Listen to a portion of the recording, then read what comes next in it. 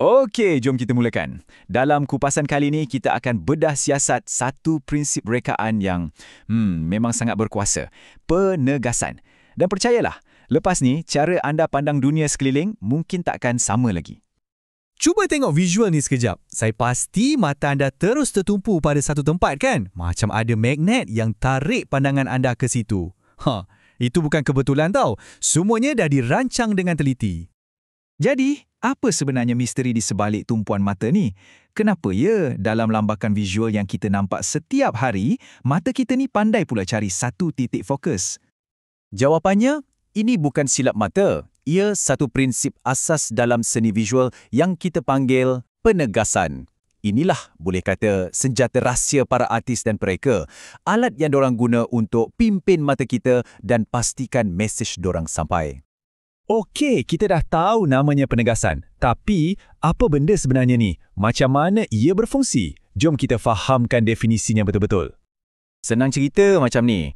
Penegasan tu bila kita sengaja jadikan satu elemen dalam rekaan kita nampak lebih penting, lebih menonjol berbanding benda-benda lain di sekelilingnya. Dialah yang jadi bintang utama, pusat perhatian visual tu. Nak lagi senang faham? Cuba bayangkan pentas teater. Kan ada lampu sorok tu. Walaupun pentas tu penuh dengan macam-macam props, pelakon lain, tapi lampu tu akan pastikan semua orang pandang hero atau heroin kita. Macam itulah kerja penegasan dalam satu-satu karya seni. Okey, dekat sini ramai yang kadang-kadang keliru sikit antara penegasan dengan kontra. Sebenarnya senang je. Fikir macam ni, penegasan tu matlamat kita. Kita nak cipta satu tumpuan. Dan kontra pula selalunya jadi alat yang paling power untuk kita capai matlamat tu. Sebab apa? Sebab benda yang lain daripada yang lain confirm akan nampak menonjolkan. Baiklah, dah faham teori.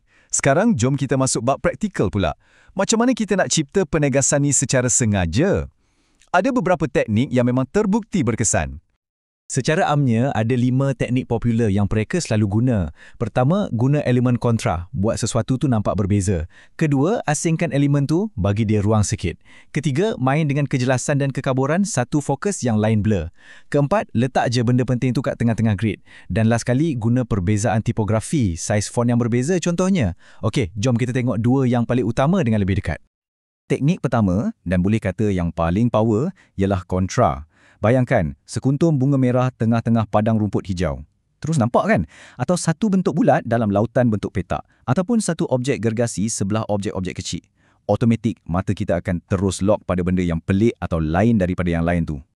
Teknik kedua pula ialah pengasingan atau isolation. Senang je. Bila kita letak satu benda tu sendirian, kita bagi dia ruang bernafas yang luas di sekelilingnya, secara tak langsung kita macam tengah jerit pada penonton. Hoi, tengok sini, benda ni penting. Ruang kosong tu sendiri dah jadi macam bingkai gambar yang menaikkan seri subjek utama kita. Okey, kita dah tahu apa itu penegasan, macam mana nak buat. Tapi soalan paling besar, kenapa? Kenapa benda ni penting sangat? Apa sebenarnya fungsi dan kuasa penegasan ni dalam dunia seni dan rekaan? Fungsinya ada 4 yang utama. Nombor 1, dia macam pemanggil perhatian. Nombor 2, dia bagi arah tujuh. Jadi mata kita tak merayau-rayau. Nombor 3, dia elakkan rekaan kita nampak bosan atau flat. Dan yang paling-paling penting, dia pastikan mesej yang nak disampaikan tu bukan setakat orang nampak, tapi orang faham. Dan benda ni sangatlah kritikal dalam rekaan grafik. Cuba fikir pasal poster filem, laman web shopping atau papan iklan tepi highway. Penegasanlah yang pastikan kita nampak tajuk utama dulu. Dialah yang buat butang beli sekarang tu menyerlah. Dialah yang pastikan kita tak terlepas tarikh penting satu acara. Mesej paling penting kena nampak dulu, baru lekat dalam kepala. Ada satu perumpamaan yang saya suka sangat dan ia sangat tepat. Tanpa penegasan, rekaan kita tu ibarat satu bisikan je, senang orang tak dengar. Tapi bila ada penegasan, ia jadi satu pengisytiharan, lantang, jelas dan penuh keyakinan. Jadi, dengan semua ilmu ni, cara anda pandang dunia visual lepas ni confirm akan berubah. Anda sekarang macam dah ada satu kanta mata baru yang boleh nampak dan faham bahasa visual yang ada di mana-mana sekeliling kita. Okey, jom kita ulang kaji pantas. 1.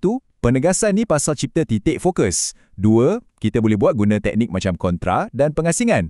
Dan 3. Fungsinya untuk tarik perhatian, lawan rasa bosan dan paling penting, pastikan mesej kita sampai.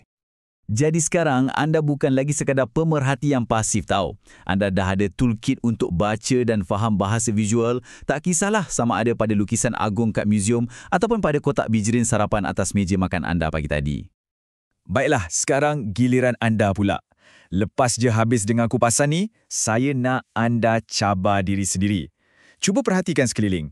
Kat mana anda boleh nampak prinsip penegasan sedang digunakan hari ni? Mungkin dekat papan tanda jalan? Dalam cover majalah? Atau mungkin juga pada cara makanan disusun dalam pinggan anda? Mata anda dah terbuka. Selamat memburu.